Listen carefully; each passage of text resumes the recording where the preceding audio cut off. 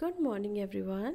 आज हम करने वाले हैं 22 अक्टूबर के इंडियन एक्सप्रेस न्यूज़पेपर का एनालिसिस। और जो पहला आर्टिकल जो हमारे लिए यानी कि आप सभी बच्चों के लिए इम्पोर्टेंट है, जो यूपीएससी की तैयारी करने वाले हैं या कर रहे हैं, वो है launch to splash down ISRO clear key step to human mission. तो ये जो है ये हमारा साइंस एंड टेक्नोलॉजी के लिए एक इम्पोर्टेंट हो जाता है प्रीलिम्स में भी और मेंस के अंदर। तो साइंस एंड टेक यानी प्रीलिम्स में तो और मेंस में ये पेपर में आता है जीएस पेपर 3 के अंदर, इकोनॉमी साइंस एंड टेक्नोलॉजी। तो उसमें हमारा ये इंपॉर्टेंट हो जाता है। कुछ फैक्चुअल बातें मैं आपको पहले ही बता देती हूँ सो दैट प्रीलिम्स के लिए आप जो है वो रेडी रहिए। पहली चीज़ कि ये इंडिया का पहला ह्यूमन स्पेस मिशन होने वाला है, ठीक है। यानी इंडिया की तरफ से आज तक एस्ट्रोनॉट जो बैठ के अंतरिक्ष के अंदर नहीं गए हैं, तो वो ये काम करने वाला है। मिशन का जो नाम है वो नाम है गगनयान, ठीक है। 2024 में ये जो मिशन होगा वो देखा जाएगा कि 2024 में इसको भेजा जाएगा, और उससे पहले इसका नाम रख दिया गया गगनयानी मिशन होगा।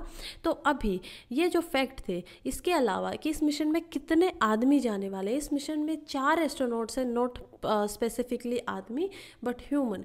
4 ऐसे एस्ट्रोनॉट्स हैं जिनकी ट्रेनिंग जो है इस मिशन में भेजने के लिए उनको सिलेक्ट कर लिया गया, और उनकी ट्रेनिंग अभी रशिया के अंदर जारी है इसी मूवमेंट पे।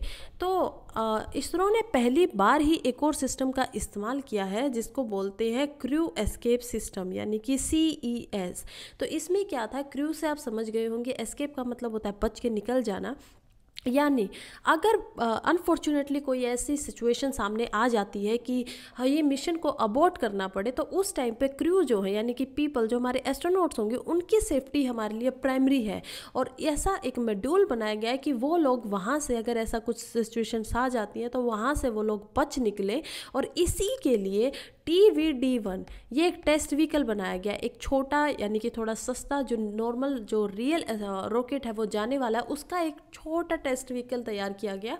और उससे कल ये टेस्टिंग की गई है कि क्या ये जो काम करना चाहिए उस तरीके से काम करता है या नहीं। 17 किलोमीटर की ऊंचाई से हमने एस्केप जो सिस्टम था, यानी कि ये मान लीजिए आप रॉकेट है, आप यहाँ पे देखिए, तो कल ये बे ऑफ बंगाल में जो बे है बंगाल की, वहाँ पे इस रॉकेट को लॉन्च किया गया था श्रीहरिकोटा से। और ये जो पूरा का पूरा प्रोसेस होने वाला था एस्केप वाला, वो होने वाला था बे ऑफ बंगाल के ऊपर, यानी हिंदी में बोलूँ तो बंगाल की खाड़ी के ऊपर। तो आप देखिए कैसे ये जो रॉकेट है इसको छोड़ा गया, ये जो व्हीकल है टेस्टिंग के लिए। और उसके बाद जो एस्ट्रोनॉट्स है यानी कि जो मॉड्यूल है, आप ये पहला वाला जो मॉड्यूल देख रहे होंगे, इसका जो भाग है ये बीच वाला, देखिए मैं आपको दिखाती हूँ। रॉकेट का जो इतना पार्ट था, अगर ऐसा कुछ होता है तो इसको अबॉर्ट कर दिया गया, बिल्कुल अलग कर दिया गया, ठीक है। और उसके बाद जब ये नीचे आता है तो इसमें सारे के सारे एस्ट्रोनॉट्स हमारे बैठे हुए रह रहे हैं। वो लोग, ये जो मॉड्यूल है ये कोई इंसान नहीं है, रेदर ये एक मॉड्यूल है जो इससे अलग हुआ है रॉकेट से। और पहले उसके 2 पैराशूट्स खुल जाते हैं, और लास्ट में नीचे आने पर जितनी स्पीड से उसको नीचे आना चाहिए तो उसका 3 पैराशूट खुल जाते हैं, और उसके बाद वो जो है नीचे आ जाता है। इसके लिए बे ऑफ बंगाल के अंदर पहले से ही हमारी जो इंडिया की नेवी है उसकी एक यूनिट वहाँ पे फोकस थी, फोर्सेस थी। उन्होंने अपने जो भी उन्होंने ठीक समझा या जिस तरीके से भी उन्होंने किया, उन लोगों को लेके वो बाहर आ गए बे ऑफ बंगाल से, ठीक है। तो पहला आर्टिकल था ये, हमारे लिए इंपॉर्टेंट था जीएस पेपर 3 के नज़रिए से। Next article, US and UK back Canada on diplomatic presence, ask India to cooperate and in Niger's investigation। तो ये अगर हम सोचे तो ये हमारे लिए किस चीज़ से इंपॉर्टेंट है। फर्स्ट ऑफ ऑल ये हमारे मेंस में होगा जीएस पेपर 2 से रिलेटेड। जीएस पेपर 2 में क्या होगा, governance, constitution, and the third thing is IR, international relation. तो यहाँ पे हमें देखना है कि कैसे 2 कंट्रीज़ को किन किन हदों का सामना, अपना जो मर्यादाएं हैं उनको संभाल के रखना चाहिए, उनके अंडर ही काम करना होता है। बहुत सारे रीजंस हैं, बहुत सारे कानून बने हुए कि ऐसा क्यों करना चाहिए, और क्यों हमारा किसी कंट्री के साथ अच्छे संबंध रखना एक ज़रूरी बात है, इम्पोर्टेंट हो जाता है हम सब के लिए। तो हमें कल हमने देखने को मिला था कि कैसे कनाडा ने 41 जो उसके डिप्लोमेट्स थे उनको वापस बुला लिया था। और अब हमें देखने को मिला है कि एक तरीके से ये जो 5I इन्वेस्टिगेशन हो रही है, यानी कि एक वियना कन्वेंशन जो था उसके अंडर 5 देश हैं, US, UK, Canada, Australia, New Zealand. तो ये लोग एक तरीके से 5I के नाम से, 5 आंख के नाम से इन्वेस्टिगेशन कर रहे हैं। इंटेलिजेंस का पूल है इन लोगों का, और इनका कहना है कि जो इंडिया है वो गलत कर रहा है, यानी जो न्यू दिल्ली है वो इम्यूनिटी ना देते हुए वो उनके कनाडा के डिप्लोमेट्स को वापस भेज के इंडिया ने ठीक फैसला नहीं किया है। बट इस बात का खंडन करते हुए और वो कहते हैं कि आपने वियना जो कन्वेंशन है इंटरनेशनल की, आप लोगों को एक डेमोक्रेटिक जो कंट्री है उसको दूसरी डेमोक्रेटिक कंट्री के डिप्लोमेट्स को अपने कंट्री के अंदर रखना पड़ेगा, उनको सिक्योरिटी प्रोवाइड करवानी पड़ेगी, इम्यूनिटी प्रोवाइड करवानी पड़ेगी, उनकी सिक्योरिटी का ख्याल रखना होगा। तो आपने इन चीज़ों को ब्रीच किया है, यानी कि तोड़ दिया है। लेकिन जब बात आती है इंडिया के रिस्पांस की, तो इंडिया बोलता है कि नहीं, हमने ऐसा कुछ भी नहीं तोड़ा है, क्योंकि हमने जो 1961 की ट्रीटी हुई थी डिप्लोमेटिक टाइज़ के ऊपर बिटवीन कंट्रीज़ में, जो भी डिप्लोमेटिक या राजनीतिक जो भी टाइज़ होंगी, संधि होंगी, उसकी जो संधि हुई थी ना 1961 के, उसमें जितने रूल्स लिखे गए हैं हमने सिर्फ उसी अकॉर्डिंग काम किया है। और क्यों ऐसे काम किया है, क्योंकि देखिए इंडिया के जो डिप्लोमेट्स है कनाडा के अंदर वो सिर्फ 20 हैं। जब हम बात करते हैं यहाँ पे कनाडा के डिप्लोमेट्स की, तो वो मोर देन 42 थे। ठीक है, तो ये आप गैप देख पा रहे हैं कि 20 लोगों से ज़्यादा। तो उस ट्रीटी में ये लिखा हुआ है कि आप लोग अगर बराबर मात्रा में रखेंगे, आप हम लोगों ने, इंडिया का बोलना है कि हम लोगों ने ऐसा नहीं बोला कि आप सारे के सारे डिप्लोमेट्स को वापस कर दीजिए, हमने बोला है कि आप सिर्फ अपनी लिमिट कम कर दीजिए। यानी कि ये जो इतने सारे डिप्लोमेट्स हैं, ये हमारा जो इंटरनल कोर्स होता है, काम करना होता है, उसमें इंटरफेयर करते हैं, इनकी हमें कोई ज़रूरत नहीं है अपने इंडिया के अंदर। और जो संधि हमने की हुई है 1961 में, उसके अंदर भी हम रहते हुए इस फैसले पे पहुंचे हैं। तो इंडिया का ये जो है रिस्पांस आया है इस आर्टिकल के, मतलब कि इस जो भी उन्होंने एलिगेशन लगाई इंडिया में, उसका रिस्पांस इंडिया ने इस तरीके से दिया है। Next article is written by P Chidambaram. तो ये हमारे राज्यसभा के पार्लियामेंट के एक मेंबर हैं और इनका लिखना है डार्क शेडो ओवर लव, यानी कि प्यार के ऊपर काली जो परछाई है वो आ गई है। ये बात करते हैं सुप्रीम कोर्ट के केस के ऊपर जो 17 अक्टूबर को सुप्रीम कोर्ट ने दिया है कि कैसे जो सेम सेक्स या जो होमोसेक्सुअल जो मैरिज है वो सुप्रीम कोर्ट के जुरिस्डिक्शन के अंदर नहीं आती है। वो काम है पार्लियामेंट का कि वो उसको स्पेशल एक्ट के अंदर रखे या ना रखे। यहाँ पे ये बोलते हैं कि ये जो सबसे पहली बार हुआ था, यानी कि जब डीक्रिमिनलाइजेशन हुआ था आर्टिकल 377 का, कि एक लंबा रास्ता था जो 5 साल पहले 2018 के अंदर सुप्रीम कोर्ट ने अपनी ही जजमेंट के अंदर, जिसका केस का नाम था Navjeet Singh versus union of India, 2018 में 5 जजेस का बेंच बैठा था और उन लोगों ने जो होमोसेक्सुअलिटी है, यानी कि अगर जो 2 इंसान है, या तो औरत है या मतलब कि लेस्बियन है, अगर 2 फीमेल हैं वो एक साथ संबंध बनाते हैं सेक्सुअली इमोशनली, और जो 2 आदमी होंगे वो भी बनाते हैं, तो वो चीज़ एक क्राइम की तरह नहीं देखी जाएगी, एक गुनाह की तरह नहीं मानी जाएगी। उनको पूरी आज़ादी है कि वो जिससे चाहे अपने रिश्ते रख सकते हैं, ऐसा कोर्ट का मानना था। उसके बाद अब बात आती है कि मैरिज क्यों ज़रूरी है, कि अब जो क्वेश्चंस हैं, ये जो लोग हैं वो मैरिज क्यों चाहते हैं। यहाँ पे ऑथर यानी पी चिदम्बरम जी बताते हैं कि कैसे जो LGBTQIA है प्लस, मैं आपको इसके फुल फॉर्म बता देती हूँ सो दैट आप लोग अवेयर रहें, क्योंकि ये एक मुद्दा है, इससे आपको कहीं पे भी पूछा जाता है। For example if you go to the interview board and ये चीज़ हाईलाइट हो रही हो बार बार, तो वहाँ पे आपसे पूछा जा सकता है।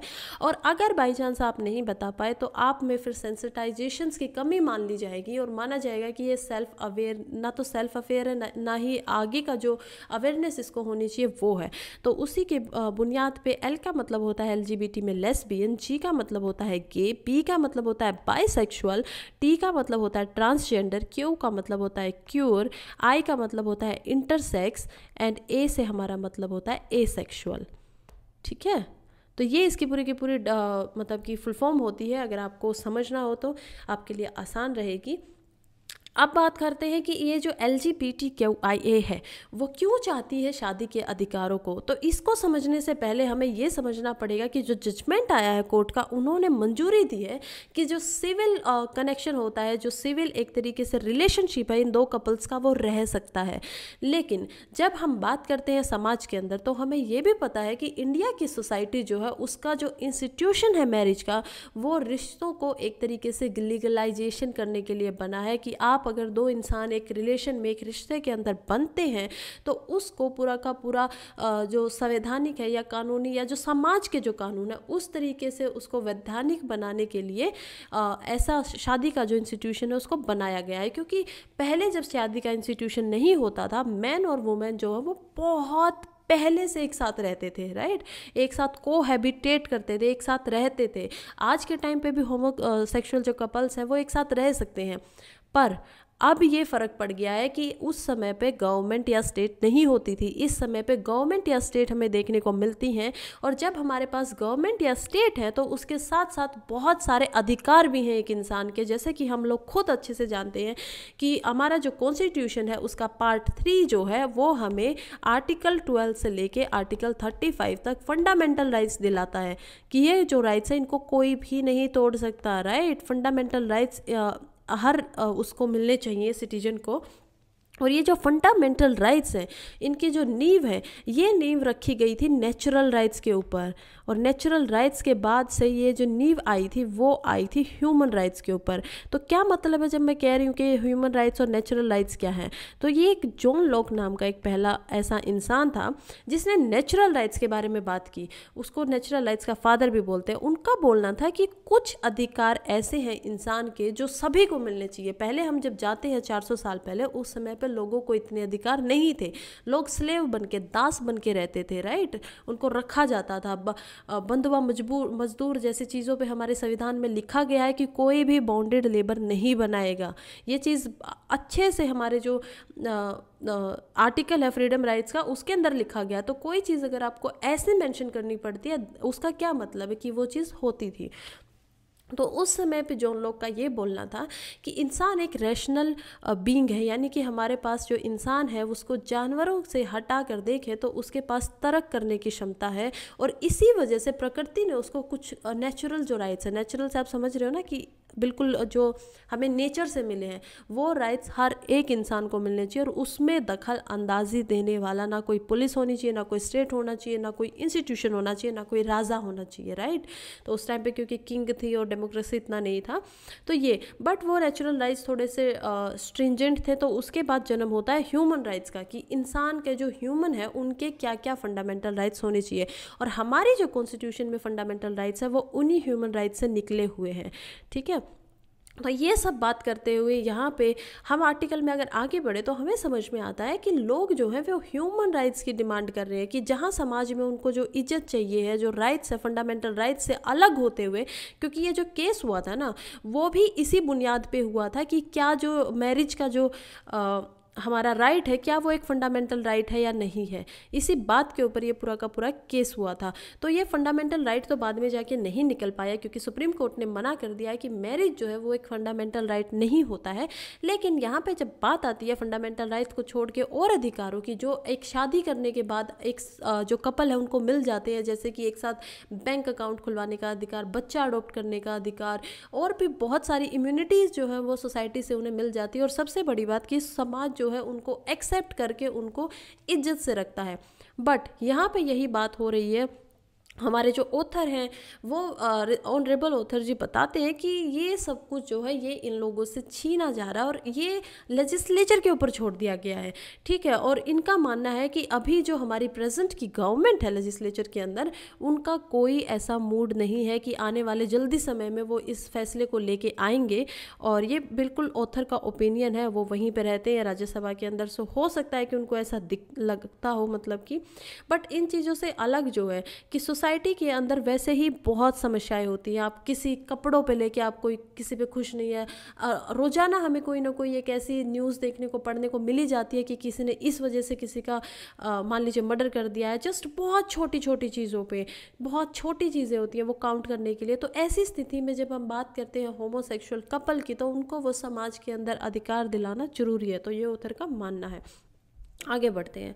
Next article, Deoria UP 44 years apart one caste defies politics. तो यहाँ पे लिखा है श्यामला यादव जी ने, और ये अगेन हमारा गवर्नेंस के लिए इंपॉर्टेंट हो सकता है। अगर मेंस की बात करें तो जीएस पेपर जो 2 आता है उसके अंदर ये हमारा इंपॉर्टेंट हो सकता है कि कैसे, मान लीजिए एक सवाल आ जाता है मेंस में कि कैसे जो पॉलिटिक्स का है और जो कैसे सोसाइटी का है वो कास्ट का जो, क्योंकि कास्ट जो है वो एक सोसाइटी के अंदर आती है, राइट।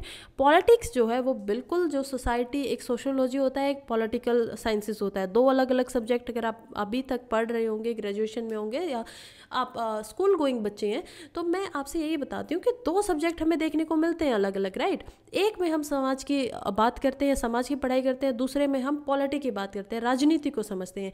लेकिन जब ये दोनों चीज़ें एक साथ मिल जाती हैं, जो कि ये खुद पहले ही इंटरलिंक्ड है, यानी कि हम इनको अलग तो नहीं कर सकते क्योंकि समाज से ही निकले हुए लोग हैं। तो मैं अगर आपको बोलूँ ये समाज है और ये पॉलिटी है, तो ये जो बीच वाला एरिया आप देख रहे हैं, ये वाला एरिया जिसको मैं हाईलाइट कर रही हूँ अभी, या आपको दूसरे कलर से मैं दिखा रही हूँ, तो ये एरिया एक ऐसा है जो दोनों चीज़ों के बीच में आता है, ठीक है। तो इसी के अंदर एक कास्ट भी है, और कास्ट जो है वो पॉलिटी के अंदर कब से आई, पहली बार से, ये मैं आपको अभी बताने वाली हूँ 44 साल पहले कि कैसे जो पॉलिटिक्स है वो कास्ट बेस होने लगी थी, और जो पॉलिटिक्स का नेचर था वो चेंज होने लगा था। आज इतने दिनों से हम कास्ट सर्वे पे बात कर रहे हैं जो बिहार में नीतीश कुमार जी ने करवाई है, और उस चीज़ मुद्दों पे ठीक है गलत है, अगर हम हर चीज़ को दूर रखें तो यहाँ पे हम बस एक बार हिस्ट्री के अंदर झांकने वाले हैं। तो अगर मेंस में क्वेश्चन आ जाता है कि ये बढ़ रहा है, कैसे बढ़ रहा है, पोलिटाइजेशन जो है कास्ट का वो ठीक है या नहीं है, ये सब कुछ आपको कुछ फैक्टर्स या कुछ चीज़ें लिखी जाएंगी। अगर आप इस केस को लिख देते हैं कि कहाँ से इसकी शुरुआत देखने को मिली, तो इससे अच्छा कुछ नहीं हो सकता अगर आपको अच्छे मार्क्स लेने हैं तो। नाउ जब हम लगभग अभी इन ऑथर ने शुरुआत जो की है आर्टिकल की, वो की है एक ऐसा इंसिडेंट बता के जहाँ पे 2 फैमिलीज़ थी और उन 2 फैमिलीज़ के अंदर लड़ाई हो जाती है और वो एक दूसरे को ज़मीन के ऊपर मार देते हैं। दोनों अलग अलग कास्ट से आते थे, एक यादव कास्ट से आते थे और दूसरे जो है वो दुबे कास्ट से आते थे, ठीक है। दोनों का अलग अलग है। यूपी की ये घटना है, एक ही डिस्ट्रिक्ट में हुई है, अभी हुई है, जस्ट 2 अक्टूबर को देखने को ये घटना हमें मिली थी।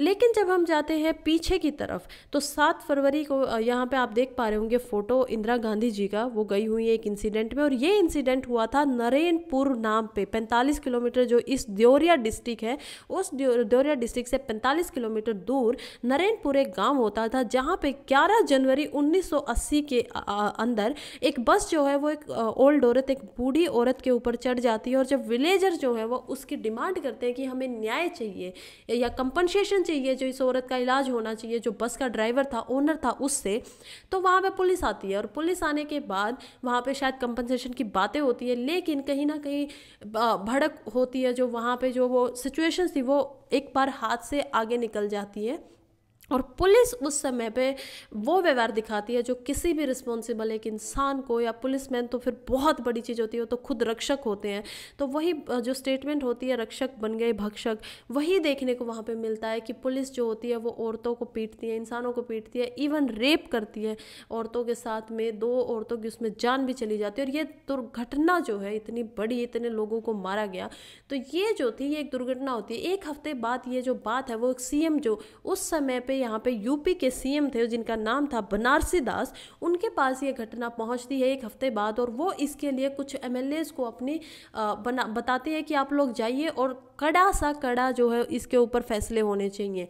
लेकिन जब ये बात असेंबली में उठती है और जो एमएलए होते हैं जो कि खुद दोनों के दोनों अपर कास्ट थे, जैसे कि मोहन सिंह एक एमएलए था उस समय पे, दूसरे जो एमएलए थे वो बंके लाल थे, तो वो इस चीज़ के असेंबली के अंदर खूब सवाल उठाते हैं कि कुछ ना कुछ बड़ा फैसला होना चाहिए, उन लोगों को बड़ी सज़ा मिलनी चाहिए, पुलिस जो अधिकारी थे उन लोगों को भी, जो भी इसमें इंडल्ज थे, क्योंकि ये बहुत भयानक था। ऐसे तो मतलब पूरा का पूरा जो इंस्टीट्यूशन है, स्टेट है, गवर्नमेंट है, उससे भरोसा उठ जाएगा ना इंसानों का, आप फिर ऐसे संस्था को या चीज़ों को चला नहीं सकते हो। तो इस चीज़ को भी मद्देनज़र रखा गया। लेकिन जब ये बात गई सेंटर तक, और जब 3 साल बाद ही जनता गवर्नमेंट जो है मोरारजी देसाई जी वो सेंटर के अंदर आते हैं, और उसके बाद उनको काउंटर करने के लिए, रिस्पांस देने से के लिए जो इंदिरा गांधी है, जो अभी जस्ट 1 महीने पहले ही प्राइम मिनिस्टर की जिन्होंने शपथ ली थी, वो वहाँ पे इस एरिया के अंदर जाती हैं 7 फरवरी को। ध्यान रखिएगा कि 1 महीने पहले 11 जनवरी को ये इंसिडेंट देखने को मिलता है, और इंदिरा गांधी गई हुई है यहाँ पे 7 फरवरी 1980 के अंदर, ठीक है। 1980 के अंदर इंदिरा गांधी जी यहाँ पे बैठी हुई हैं, ये देखिए, और ये जो लोग हैं, ये जो औरतें हैं, ये अपना रो रो के अपना दुखड़ा उनको बता रही हैं कि क्या क्या घटनाएं उनको देखने पड़ी। तो ये सब देखने को इंदिरा गांधी को मिलता है। इसके बाद हम देखते हैं कि इंदिरा गांधी बाहर आने के बाद जो वहाँ के सीएम थे उनके ऊपर ये इल्ज़ाम लगाती है कि उन्होंने कोई भी एक्शन नहीं लिया है, वो तो उस गांव तक में नहीं गए। ऐसा इल्ज़ाम लगने के बाद जो वहाँ के सीएम थे वो भी रिस्पॉन्स में इंदिरा गांधी जी को बोलते हैं कि अगर मैं वहाँ पे चला भी जाता तो शायद आप ये इल्ज़ाम लगा देते कि वहाँ पे गया है ताकि इन्वेस्टिगेशन ख़राब कर सके। सीएम का बोलना था, बनर्जी दास जी का, बनारसी दास जी का, उनका बोलना था कि मैंने जो है एक्शन बिल्कुल पता लगते ही, जब जस्ट मुझे इन्फॉर्मेशन आई उसी के बाद मैंने ये एक्शन ले लिया था।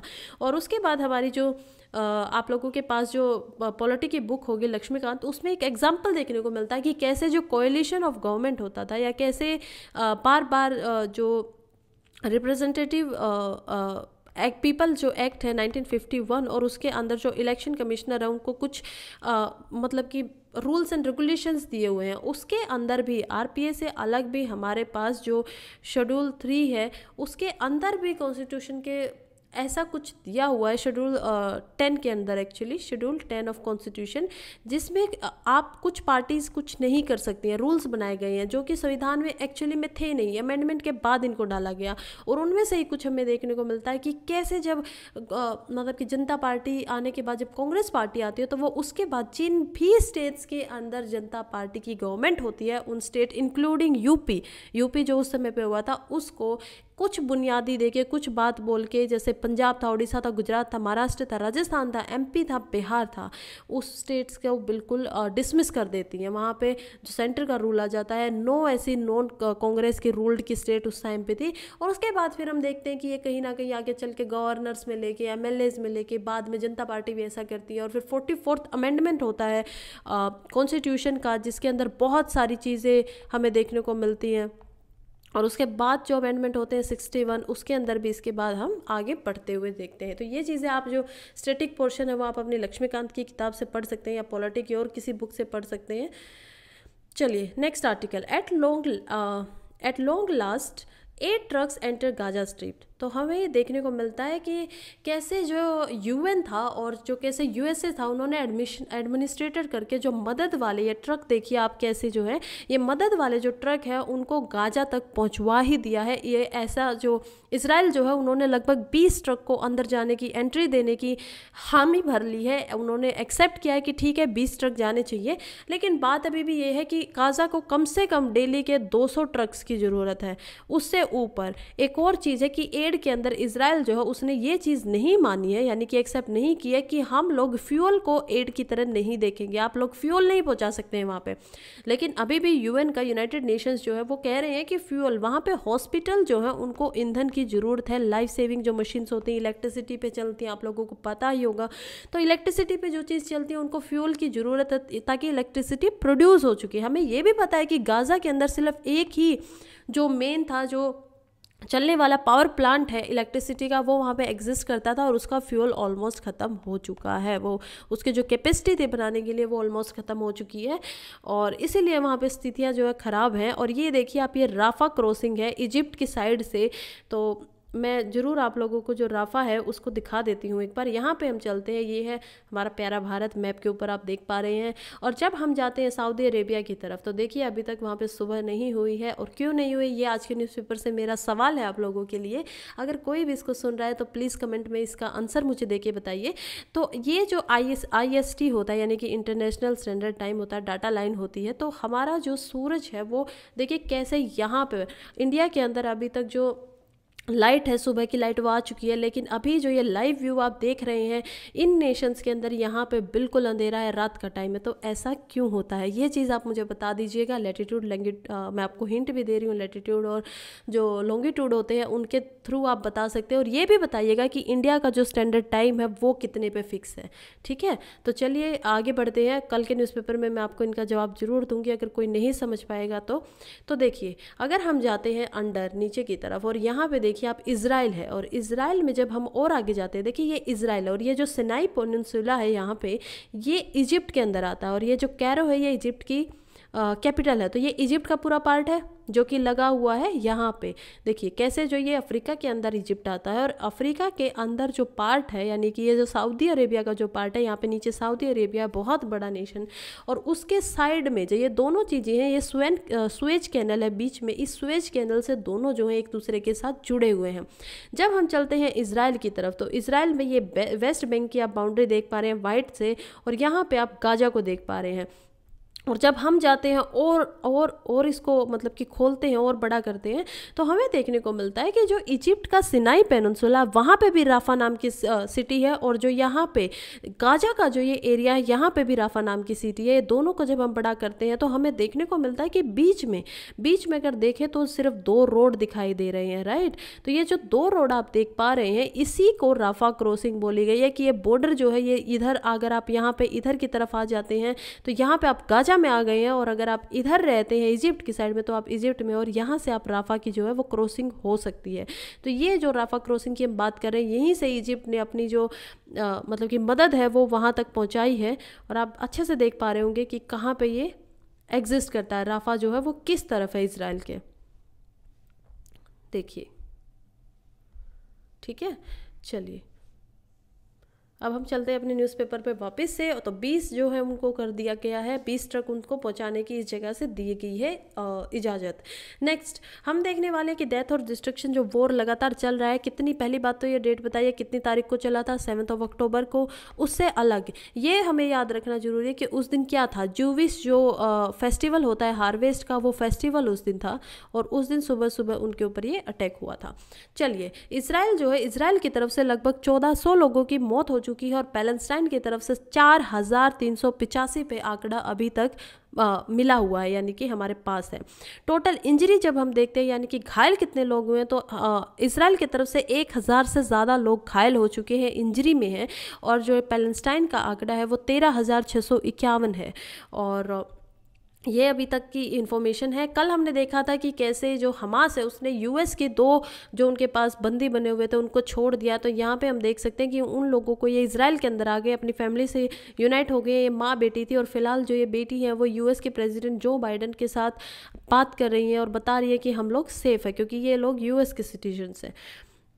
चलिए आज लास्ट पेज पे पहुंच गए हैं, और क्योंकि आज संडे था तो ज़्यादा आर्टिकल्स आए ही नहीं, तो ये तो हम लोगों को ऑफ कोर्स करना ही पड़ेगा थोड़ा सा एडजस्ट। सो देखते हैं, पहला हमारे पास है spice route hurdle, why the west Asian conflict could derail the IMEC plan. तो पहली बात तो ये IMEC क्या है, ये मैं आप लोगों को 3-4 दिन से समझा रही हूँ, बल्कि अगर आप मेरा 5-6 दिन पहले का वीडियो जाके देखेंगे तो उसमें मैंने बिल्कुल मतलब कि फ़ोटोज़ के साथ पूरा का पूरा उस चीज़ को दिखाया हुआ है कि कैसे IEC जो होगा, यानी कि इंडिया, I से बनेगा इंडिया, M से बनता है middle east ME, and economic corridor, E से फिर बनेगा इकोनॉमिक, एंड C से बनेगा कॉरिडोर। और कॉरिडोर क्या होता है, जब जो चीज़, 2 चीज़ों को जो मिलाता है उसको बोला जाता है कॉरिडोर। तो ये जो होता है ये इंडिया के, और हमें देखने को मिल रहा है कि एशिया के, मिडल ईस्ट और यूरोप के साथ जो इंडिया को उसको मिला रहा है। अगर हम मानते हैं कि यहाँ पे इंडिया है, तो यहाँ पे आते हुए पाकिस्तान, और यहाँ पे सऊदी अरेबिया, कुछ इस तरीके से यहाँ पे इजिप्ट, और यहाँ पे आता है मेडिटेरियन सी, राइट। ये जो पूरा एरिया है मेडिटेरियन सी का है, मैं आपको ब्लू से इसको दिखा देती हूँ कि मेडिटेरियन सी है, और इसके ऊपर है यूरोप, ठीक है, यहाँ पे है यूरोप। तो यहाँ पे इंडिया का जो प्रोजेक्ट है, आप ग्रीन से अभी देखेंगे, वो देखिए कि इंडिया ने यहाँ से शिप के जरिए वो पहले अपनी चीज़ों को यहाँ तेहरान ईरान में भेज रहा है पोर्ट करके, फिर सऊदी अरेबिया में, सऊदी अरेबिया से UAE, और UAE से इसराइल के सहारे होते हुए मेडिटेरियन सी में चला जाता है।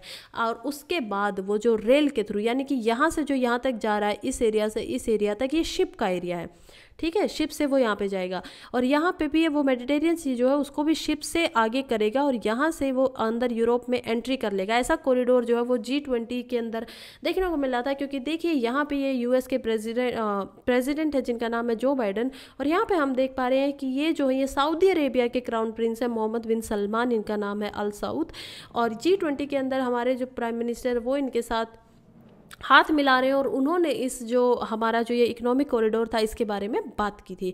तो ये दो तरीके से होगा, पहले ये एक आपको समुद्र के रास्ते से जोड़ेगा, दूसरा ये आपको रेलवे के रास्ते से जोड़ेगा, यानी ज़मीन पे जो होगा वो ट्रेन से चीज़ों को भेजा जाएगा एक जगह से दूसरी जगह पे, और अगर समुद्र में होगा तो वो शिप्स के थ्रू भेजा जाएगा। ये काउंटर किया गया है क्योंकि चाइना का जो BRI प्रोजेक्ट है यानी BRI belt and road initiative, उसके काउंटर में इंडिया ने इस प्रोजेक्ट को बनाया है।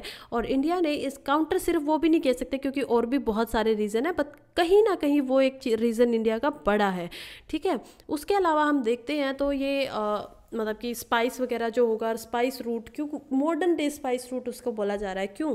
क्योंकि अगर आप लोगों को याद हो तो हम देखते हैं कि एंशियंट इंडिया हमें बिल्कुल यूरोप से जाते हुए और यहाँ पे जो होता था पैलेस्टाइन, वहाँ से होते हुए वो लोग सिल्क रूट के नाम से चाइना तक जाता था। तो सबसे पहले चाइना ने अपना सिल्क रूट बनाया था, ठीक है। और वो सिल्क रूट जब आ जाता था इंडिया के अंदर तो वो बन जाता था ऊपर से आने वाला यहाँ तक का उत्तर पथ, यानी कि उत्तरा पथ, और नीचे जब वो जाता था गुजरात से लेके महाराष्ट्र कर्नाटक था तो वहाँ पे जाके बन जाता था दक्षिण पथ। लेकिन जब ऊपर हम जाते थे यानी अफ़गानिस्तान उस टाइम पे हमारे ही अंडर में था, तो जब हम यहाँ पे जाके उससे मिलते थे तो वो बन जाता था सिल्क रूट का हिस्सा। तो ये मैं आपको दोबारा से दिखाती हूँ कि ये जो ब्लू में देख पा रहे हैं ये सिल्क रूट है, और जो नीचे आप देख पा रहे हैं रेड कलर में वो है, ये आप अभी देखिए अच्छे से, ये इंडिया की बाउंड्री, ये है उत्तर पथ जो कि ऊपर तक्षशिला से लेके नीचे यहाँ पे मगध तक होते हुए जाता था कन्नौज तक, और कन्नौज से लेके जो नीचे जाता था कर्नाटका तक ये होता था दक्षिण पथ। तो ये दक्षिण पथ है, ये जो है ये ऊपर से आ रहा है ये उत्तरा पथ है, और ये सिल्क रूट से मिल जाता था। तो ये जो चाइना ने जो BRI प्रोजेक्ट दिया है वो कहीं ना कहीं थोड़ा मतलब कि सिल्क रूट जैसा ही देखने को मिलता है। तो इसीलिए जो यहाँ पे हम बात कर रहे हैं कि इंडिया भी अपना काउंटर एक सिल्क रूट की तरह लेके आ गया। स्पाइस रूट जो होता था वो मॉडर्न हम इंडिया भी बनाने वाले थे, लेकिन अब प्रॉब्लम क्या है? अब प्रॉब्लम यह है कि जो हर्डन देखने को मिल रही है वेस्ट एशिया के अंदर, जहां इंडिया अभी अपना प्रोजेक्ट शुरू ही करने वाला था, वहां पे अभी हमें जो पॉलिटिक्स है वो थोड़ा बदलते नज़र आ रही है। इजराइल का और जो पैलेस्टाइन का युद्ध हो रहा है, उसके बाद सऊदी अरेबिया भी जो पीस करने वाला था यानी कि इजराइल के साथ, वो भी होल्ड पे रख दिया गया, और इसकी वजह से इंडिया का जो भी प्रोजेक्ट है वो भी होल्ड पे हो गया है ऑटोमेटिकली, और ये अब थोड़ा सा ज़्यादा कॉम्प्लेक्स हो गया। यानी पहले ये कॉम्प्लेक्स तो पहले भी था कि आपको कई कंट्रीज़ के अंदर से जाना पड़ेगा, पर आप उन्हें यानी कि इंडिया ने उन सभी को अपना दोस्त बनाया, उन सबको एक चीज़ के ऊपर यानी कि एक ही जो प्लान है उसके ऊपर उनको राज़ी किया। और ये सब करने के बावजूद अब ये सिचुएशंस थोड़ी और कॉम्प्लेक्स है, क्योंकि पहले वो लोग मान गए थे और लेकिन अब क्या हो रहा है कि वो लोग एक दूसरे के खिलाफ हो चुके हैं। तो पता नहीं अब आगे जाने के बाद ये कितने टाइम के बाद ये दोबारा से शुरू होगा और कैसे शुरू होगा, तो ये देखने को हमें मिलेगा आगे। और जब आएगी इसके बारे में और न्यूज़ तो मैं आपको डिटेल में इसके बारे में ज़रूर बताऊंगी। अभी हम चलते हैं लास्ट आर्टिकल हमारा जो है आज के न्यूज़पेपर का, वो है India's US food export refusal rate 7 time higher than China's. तो इंडिया का देखिए, मैं अगर साफ और सीधे शब्दों में आपको समझाऊँ, यहाँ पे आ जाइए आप लोग, तो इंडिया जो है वो मतलब मान लीजिए कुछ चीज़ें हैं जो फूड की है वो इंडिया कुछ चीज़ें एक्सपोर्ट करता है, ठीक है। खाने की जो कुछ चीज़ें हैं वो इंडिया एक्सपोर्ट करता है थ्रू शिपमेंट्स के जरिए या समुद्री रास्तों से US के जरिए, राइट। तो ये तो हमें पता है कि दो देशों के बीच में इंपोर्ट और एक्सपोर्ट चलता ही है। इंपोर्ट का क्या मतलब है? जो चीज़ आपने मंगवाई है। एक्सपोर्ट का क्या मतलब है? जो चीज़ आपने अपनी कंट्री से बाहर भेजी है। और इन दोनों का जो रेशो होता है, यानी कि मान लीजिए 100 रुपये का आपने कोई चीज़ इंपोर्ट की है और 100 ही रुपये की आपने जो है वो चीज़ मतलब कि एक्सपोर्ट कर दिया, तो आपका बैलेंस बन गया, राइट। तो इसको क्या बोलेंगे? इसको बोलेंगे ट्रेड मतलब कि बैलेंस, ठीक है। लेकिन जब ये चीज़ें आप एक्सपोर्ट करते हो 80 रुपये की और इंपोर्ट कर रहे हो 100 रुपये की, तो अब यहाँ पे सिचुएशन बदल गई है। यहाँ पे सिचुएशन क्या हो रही है कि आपको 20 रुपये की कमी आ रही है, ठीक है। क्योंकि आपने नहीं, यहाँ पे आपको क्या हो रहा है कि आपने 20 रुपये का एक्सपोर्ट कम किया और इंपोर्ट आपने ज़्यादा किया है, यानी कि आपने लिया कम और आपने भेजा कम है। तो लिया कम है यानी कि आपको पैसे जो हैं इसके वो कम देने पड़ेंगे, राइट। और इसके आपको पैसे जो मिलेंगे वो पूरे के पूरे 100 मिलेंगे, तो आपको 20 रुपये का फ़ायदा हो रहा है। तो अब आपका क्या बन जाएगा? ट्रेड सरप्लस, ठीक है, ट्रेड सरप्लस। और अगर हम यही चीज़ों को उल्टा कर देते हैं तो यानी आपने जो भेजा था उस कंट्री के लिए क्या बन गया है? उसको बोलेंगे ट्रेड डेफिशिएंट, ट्रेड डेफिशिएंट। तो ये जो ट्रेड डेफिशिएंट ये सब कुछ होता है, इसी के कुछ अभी रिलेटेड जो इंपोर्ट एक्सपोर्ट है, इंडिया की तरफ से फूड बहुत जाता है, ठीक है, यूएस के अंदर। और 2 कंट्रीज में 3 कंट्रीज देखने को मिली है जहाँ पे यूएस के अंदर बहुत फूड जाता है। उनमें से जो पहली कंट्री है वो है चाइना, यानी यूएस चाइना के साथ जो फूड की मार्केट है उसमें काम करता है। दूसरी जो कंट्री है वो है मैक्सिको, एंड जो थर्ड है वो आता है 3rd नंबर पे इंडिया, ठीक है। तो यहाँ पे हम इंडिया को भी देख पा रहे हैं इसमें। लेकिन पिछले कुछ टाइम पे हमें देखने को मिला है कि यूएस का जो फूड एंड एग्रीकल्चरल डिपार्टमेंट है, एफडीए उसका नाम है, तो फूड डिपार्टमेंट जो है यूएस का फूड एंड एग्रीकल्चर, उन्होंने जो शिपमेंट जाती थी इंडिया और चाइना से और मैक्सिको से, राइट, कुछ ना कुछ शिप जाएंगे यानी समुद्री जहाज जाएंगे, उनको रिजेक्ट जो किया है, वो जो नंबर है रिजेक्ट करने का वो इंडिया का सबसे ज़्यादा आया है, और वो 7 गुना ज़्यादा चाइना से। तो लगभग इंडिया के जो शिफ्ट 2-3 साल के अंदर किए गए हैं वो 5-5.5 हज़ार शिप्स ऐसे किए गए हैं। चाइना में अगर हम देखते हैं तो अगर वो आंकड़ा जो वो 2,500 तक भी नहीं पहुंचा है। और मैक्सिको की जब बात होती है तो ये 3,000 समथिंग कुछ है, तो 2,000 समथिंग यहाँ पे चाइना में। तो जब हम देखते हैं कि ये रेशो जो है वो लगभग 7 गुना ज़्यादा निकल के आता है, 7 टाइम्स मोर जो है वो इंडिया के रिजेक्ट हो रहे हैं एफडीए द्वारा। और इसमें से जो सबसे बड़ी है उनमें से एक तो आता है एमडीएच के स्पाइसेस, एमडीएच मसाला आप लोगों ने सुना ही होगा, इस्तेमाल करते हैं इंडिया में। और दूसरा जो है वो आते हैं नेस्ले, नेस्ले एक इंडियन कंपनी, और नेस्ले से जो जाते हैं तो नेस्ले के जो नूडल्स होते हैं। और ये किस बुनियाद पर रिजेक्ट कर सकते हैं, देखिए हमें ये भी पता है कि जो WTO है यानी कि वर्ल्ड ट्रेड ऑर्गेनाइजेशन जो है, उसके अकॉर्डिंग कुछ चीज़ों को आप रोक नहीं सकते हो कहीं पे जाने के लिए, ट्रेड बैलेंस बनाने के लिए, कि कुछ कंट्री कि नहीं मैं तो सिर्फ फ़ायदा कमाना चाहती हूँ तो मैं एक्साइज ड्यूटी लगा दूंगा, ये कर देंगे, जो पहले होती थी वो चीज़ें आप नहीं कर सकते एक लिमिट के बाहर, ठीक है। तो इस चीज़ को आपको मतलब कि जवाब देना पड़ेगा अगर आप कुछ भी करते हो, क्योंकि मान लीजिए इंडिया से शिप यूएस तक अमेरिका तक जाता और आप उसको रिजेक्ट कर देते हो कि हम लोग इसको नहीं लेंगे, तो वो भी तो एक्सपेंस आता है ना, एक ये इंडिया का तो नुकसान हो रहा है यहाँ पे, जो जाने का फेयर था वो भी तो खर्च इतना हुआ, और जो सामान शायद खराब हो सकता है इतने दिनों में वापस आने में, या उसको सही प्रिजर्वेशन के लिए, उन चीज़ों पे भी इंडिया का खर्च हो रहा है, तो इसीलिए उनको जवाब देना पड़ता है। और इसी में जब हम बात करते हैं कि एमडीएच मसाला की, तो एफडीए इंडिया के अंदर आता है 2 साल पहले 2018 में। और वो लोग जब इन मसालों की टेस्टिंग करते हैं, जब वहाँ पे उनकी जो फैक्ट्री है वहाँ पे जाते हैं, तो उनका कहना था कि जो मसाले की फैक्ट्री है वहाँ पे एक तो बर्तनों का बिल्कुल भी ध्यान नहीं रखा गया है कि कैसे यूटेंशिल्स होने चाहिए, कैसे बर्तनों की सफाई होनी चाहिए, क्लीनिंग का ध्यान नहीं है। और इसी वजह से बहुत सारे पैथोगोन जो होते हैं, पैथोगोन और वायरसेस, तो पैथोगोन और वायरसेस जो है फूड के अंदर वो मिल के चले जाते हैं यूएस के अंदर, और जिसकी वजह से यूएस के अंदर बहुत सारे नई नई डिजीज़ देखने को मिलती है जो उस टाइम पे वहाँ पे ख़त्म भी हो चुकी हैं। जैसे अभी भी हमें देखने को मिला था कि कुछ कंट्रीज जो है, जैसे यूके जो है, यूएस जो है, इनमें से मलेरिया जैसी ये सब जो बीमारियाँ हैं, ऐसी बीमारियाँ बिल्कुल ख़त्म हो चुकी हैं। पिछले 20 साल हो गए हैं, उनमें किसी भी सिटीजन को ऐसी बीमारी नहीं होती है। और जब एक सिटीजन को ऐसी बीमारी देखने को मिली थी तो ये पूरा का पूरा मुद्दा बन गया था, और वो लोग कह रहे थे कि हमें दोबारा ध्यान देना पड़ेगा, जो पेस्टिसाइड्स जो होते थे वो इतना मतलब कि काम नहीं कर रहे हैं इस चीज़ के ऊपर, हमें दोबारा से इसको ख़त्म करना पड़ेगा, क्योंकि अब उनकी इम्यूनिटी बढ़ गई है। वो जो नॉर्मल पहले केमिकल यूज़ किए जाते थे उनको मारने के लिए, अब वो उनसे नहीं हो रही है डेथ। और जब बात आती है नेस्ले के लिए, तो यूएस का सिंपल सी यही बोलना है कि नेस्ले के जो नूडल्स है, मोस्टली यही रिजेक्ट होते हैं नूडल्स, तो यूएस बोल रहा है कि जो नूडल्स नेस्ले प्रोवाइड करता है वो या तो पहले ही डिकम्पोज हुए होते हैं कुछ पार्ट उनका, ठीक है, या फिर उनमें खराबी आ चुकी है यानी कि ब्लैक हो गए हैं। तो ये कुछ चीज़ों के उसके अंदर यूएस जो है वो फूड को डिसअप्रूव करता है, जो वहाँ का डिपार्टमेंट है वो उस चीज़ को डिसअप्रूव करता है। और उसमें से अगर हम देखते हैं इन 3 कंट्रीज़ के अंदर, जहाँ पे आता है China, China, Mexico and the third one is India, इन तीनों के अंदर जो इंडिया के जो सबसे ज़्यादा रिजेक्ट होने वाले शिप का डाटा हमें देखने को मिलता है पिछले 5 साल में।